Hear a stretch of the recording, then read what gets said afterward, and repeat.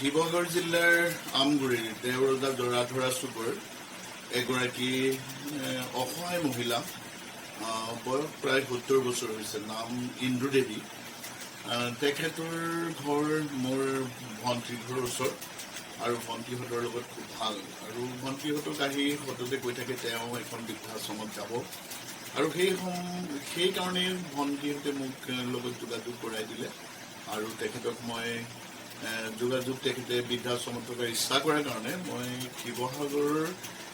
প্ৰথমতে মই ৰঞ্জুন চেতিয়া আৰু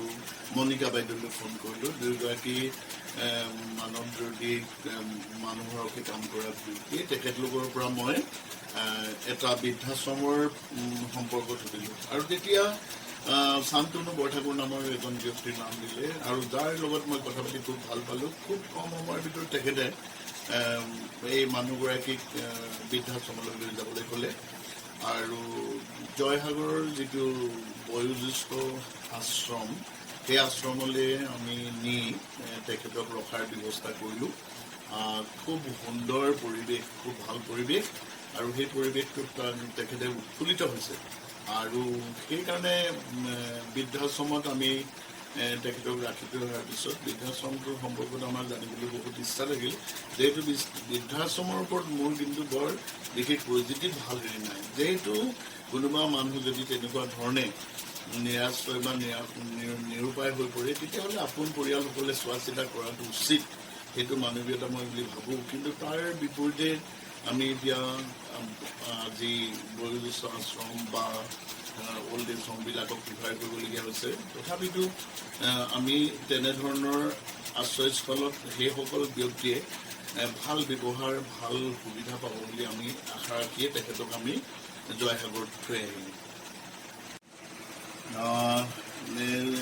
যিখন বৃদ্ধাশ্ৰম মানে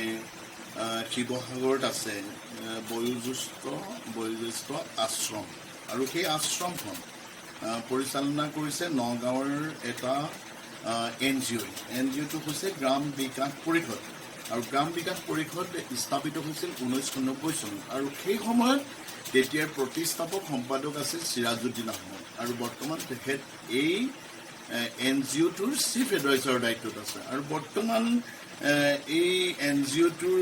সভাপতিৰ দায়িত্বত আছে নগাঁৱৰে বিশিষ্ট সমাজকৰ্মী জ্যোতিপ্ৰসাদ ৰাজখোৱা আৰু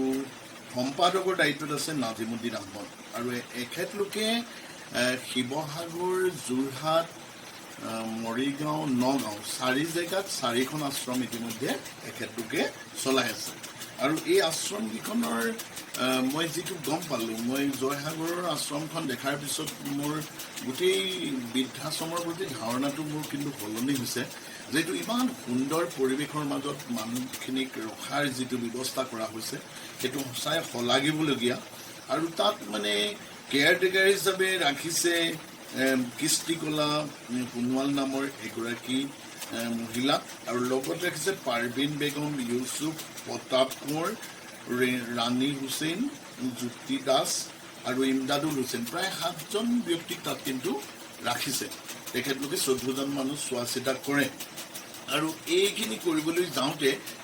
তাৰ উপৰিও প্ৰতিদিনাই এগৰাকী চিকিৎসক তালৈ আহে ডাক্তৰ আমিনুৰ ৰহমান আৰু তেখেতে চৰকাৰী চাকৰি কৰাৰ উপৰিও তেখেতে সমাজ সেৱা বা মানৱীয়তাৰ খাতিৰত সেই বৃদ্ধাশ্ৰমখনলৈ প্ৰতিদিনাই আহি পেলাই তেখেতলোকৰ স্বাস্থ্যৰ বুজ লোৱাৰ লগতে তেখেতলোকৰ লগত কথা বতৰা আদান প্ৰদান কৰি তেখেত খুব বেছি তেখেত ছেটিছফাই বুলি আমাক ব্যক্ত কৰিছে গতিকে ভাল লগা সেই কথাখিনি আৰু এই NGOটো এখেতলোকে গ্ৰাম বিকাশ পৰিষদে খুব সুন্দৰভাৱে পৰিচালনা কৰিছে সেইটোও শলাগিবলগীয়া আৰু আমি এই ক্ষেত্ৰত মানে আমি যেতিয়া আইতাক আমি আচলতে লৈ গৈছিলোঁ ইন্দ্ৰ দেৱী নামৰ আইতাগৰাকীক মই তেখেতক বাৰে বাৰে সুধিছিলোঁ যে আপুনি কিয় বৃদ্ধাশ্ৰমলৈ যাবলৈ ওলাইছে আপোনাৰ আপোন পৰিয়ালৰ লগত কিয় নাথাকে তেখেতে কৈছিলে নহয় আপোন পৰিয়াল যিসকল আছে মোৰ খুব ঘৰুৱা মানুহ তেখেতলোকৰ বিভিন্ন সমস্যাৰ ভাৰাক্ৰান্ত গতিকে মই তেখেতলোকক আৰু বুজা হৈ থাকিব বিচৰা নাই মই আশ্ৰমত থাকি ভাল পাম আশ্ৰমত মই ফ্ৰীকৈ থাকিম গতিকে মোক আশ্ৰমলৈ নিয়াৰ ব্যৱস্থাটো যেনে তেনে কৰক আৰু সেইকাৰণে তেখেতে গাঁওবুঢ়াৰ পৰা এখন প্ৰমাণ পত্ৰ লৈ আহিছিলে আৰু মোৰ ভণ্টি ঘৰৰ লগত খুব ভাল ভণ্টিহঁতৰ লগত ভাল হোৱাৰ কাৰণে ভণ্টিহঁতৰ ফালৰ পৰা পোৱা মই মৰমৰ দাবীৰ প্ৰতি লক্ষ্য ৰাখি আচলতে আইতাগৰাকীক মই আশ্ৰমখনত ৰাখিলোগৈ আৰু এই আশ্ৰমখনত ৰাখিবলৈ যাওঁতে মোৰ লগত মোৰ লগৰ সাংবাদিক অনুৰাগ শইকীয়াক আমি লৈ গৈছিলোঁ অনুৰাগ শইকীয়াক এই কাৰণেই লৈ গৈছিলোঁ যে মই যিহেতু বৃদ্ধাশ্ৰমৰ প্ৰতি মোৰ ধাৰণাটো অকণমান বেলেগ গতিকে মই বৃদ্ধাশ্ৰমনো কেনেকুৱা বস্তু কি নাই এই গোটেই কথাখিনি আমি কঢ়িয়াই ভৱিষ্যতলৈ মানুহৰ মাজলৈ নিব পৰাকৈ কিছু প্ৰতিবেদন আকাৰত লিখি সংবাদ মাধ্যম বা সংবাদ পত্ৰৰ জৰিয়তে আমি কিবা মানুহক এই কথাখিনি জনাবৰ কাৰণে আমাৰ এটা সপোন আছে মানে আৰু সেই সপোনটোৰ প্ৰতি লক্ষ্য ৰাখি মই মোৰ লগত মোৰ বন্ধু অনুৰাগ শইকীয়াকো লৈ গৈছিলোঁ আৰু গোটেই কথাখিনি সেইকাৰণে আমি জানিবলৈ বিচাৰিছিলোঁ কেনেকুৱা ধৰণে কি ধৰণে এই আশ্ৰমবিলাক চলি আছে আৰু আশ্ৰমত থকা মই বিভিন্ন ব্যক্তিৰ লগত সিদিনাখন কথা পাতিলোঁ আৰু তেখেতলোকে সঁচাকৈয়ে তাত এটা খুব সুন্দৰ মন লৈ আৰু খুব ভাল ধৰণে তেওঁলোকে জীৱন যাপন কৰা বুলি ক'লে আৰু সেই কথাটোৱে মোক কিন্তু মোৰ খুব ভাল লগালে আৰু যিহেতু মই সামাজিক জীৱনৰ প্ৰায় 30 বছৰীয়া সামাজিক জীৱনত এয়াই মোৰ প্ৰথম অভিজ্ঞতা আছিল যিহেতু মই এগৰাকী আইতাৰ মই সিদিনাখনৰ অভিভাৱকত্বৰ দায়িত্ব লৈ পেলাই মই আচলতে আশ্ৰমখনত ৰাখিছিলোঁ আৰু আশ্ৰমখনত ৰখাৰ পিছত মই তেখেতকে এতিয়া খবৰ ৰাখিছোঁ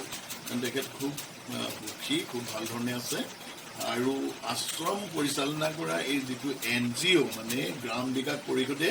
যিখিনি কৰিছে সঁচাকৈ শলাগিবলগীয়া আৰু ভৱিষ্যতলৈ তেওঁলোকে কৰি যাওক আৰু আমাৰ ফালৰ পৰা সদায় সহযোগ তেখেতলোকৰ লগত আমাৰ সদায় সহযোগ থাকিব